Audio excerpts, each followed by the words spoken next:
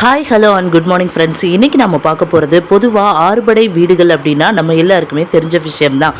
அந்த ஆறுபடை வீடுகளின் தல வரலாறுகள் பல்வேறு காணொலியில் பார்த்துருப்போம். ஆனால் இந்த காணொலியில் இந்த ஆறுபடை வீடுகளில் உள்ள கோபுரங்களின் சிறப்புகள் என்ன என்பது பற்றி பார்க்கலாம். அது மட்டும் இல்லாமல் இப்போ தான் நீங்கள் என்னோடய வீடியோவை முதல் முறையாக பார்க்குறீங்க அப்படின்னா மறக்காமல் ஒரு சப்ஸ்கிரைப் பண்ணிக்கோங்க. இப்போ வாங்க வீடியோக்குள்ளே போகலாம். முதல் படை வீடான திருப்பரங்குன்றம் மதுரை மாவட்டத்தில் அமைந்துள்ளது.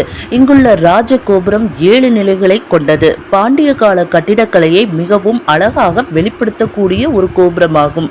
கோபுரத்தில் முருகனுக்கும் தெய்வானைக்கும் திருமணம் நடந்த காட்சி பொறிக்கப்பட்டுள்ளது. அதனால் இந்த கோபுரத்தை வணங்கினாலே திருமணம் கைகூடும் என்பது நம் முன்னோர்களின் நம்பிக்கையாக உள்ளது. திருச்செந்தூரில் கிழக்கு நோக்கி உள்ள ராஜகோபுரம் 9 நிலைகளை கொண்டது. இது சுமார் 137 அடி உயரமும் கொண்டது. வேறு எந்த முருகன் கோவில்களிலும் இல்லாத தனிச்சிறப்பு இந்த கோபுரம் வெண்மை நிறத்தில் காட்சியளிப்பது. அது மட்டுமல்லாமல் மற்ற கோவில்களை விட மாறுபட்டதன் காரணம் இது கடற்கரையில் அமைந்தது. கடல் வழியாக பயணம் செய்து வரும் பக்தர்களுக்கு இது ஒரு வழிகாட்டியாக நிற்கிறது. அது மட்டுமல்லாமல் சூரபத்மனை அழித்து வெற்றி கொண்ட திருத்தலமும் இந்த திருச்செந்தூர் திருத்தலமாகும். 3ஆம் படை வீடான பழனியில் மலை அடிவார கோபுரத்தில் 7 நிலைகளை கொண்டது. இந்த கோபுரத்தில் முருகப்பெருமானின் திருவிளையாடல்கள் மற்றும் புராணங்கள் வடிவமைக்கப்பட்டுள்ளது. மலையின் உச்சியில் அமைந்துள்ள முருகப்பெருமானை காண்பதற்காக ஒரு ஆன்மீக பயணத்தின் தொடக்கமாகத்தான் இந்த கோபுரம் அமைந்துள்ளது. பலம் நீ என்ற தத்துவத்தை உலகிற்கு உணர்த்திய திருத்தலம் இது. 4வது சுவாமிமலை. இங்குள்ள ராஜகோபுரம் 5 நிலைகளை கொண்டது.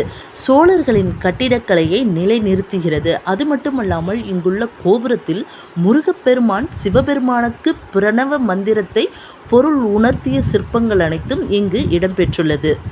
ஞானத்தின் அடையாளமாக இந்த கோபுரமும் திருத்தலமும் விளங்குகிறது. 5ஆம் படைவீடு திருத்தணி ராஜகோபுரம் 5 நிலைகளை கொண்டது. வெற்றி, அமைதி மற்றும் அருள் ஆகியவற்றை உணர்த்தும் சிற்ப அலங்காரங்களால் இந்த சிறப்பு பெறுகிறது. மலை மீது உயர்ந்து நிற்பதால் தொலைவிலிருந்தே பக்தர்களை ஈர்க்கிறது.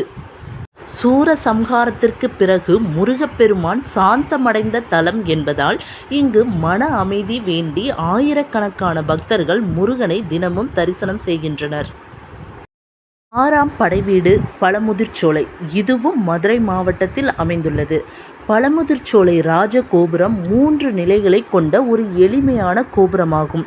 அழகான இயற்கை சூழலில் அமைந்த ஒரு திருத்தலம் இதுவே. ஔவையாருக்கு முருகப்பெருமான் காட்சி தந்து அருள் புரிந்த திருத்தலம். இந்த திருத்தலத்தில் கல்வி ஞானம் பெற வேண்டி பக்தர்கள் வருகை புரிகின்றனர். இந்த 6 படை வீடுகளின் ராஜகோபுரங்கள் வெறும் நுழைவாயில்கள் மட்டும் கிடையாது. ஒவ்வொன்றுமே ஒரு வரலாறையும் தத்துவத்தையும் சிற்பக்கலைகளையும் பொக்கிஷத்தையும் அளிக்கக்கூடியது. இந்த ராஜகோபுரங்கள் உங்கள் அனைவருக்கும் கோடி நன்மைகளை உண்டாக்கும் அப்படின்னு நம்புகிறேன். முருகனின் திருவருள் உங்கள் அனைவருக்கும் கிட்டட்டும்.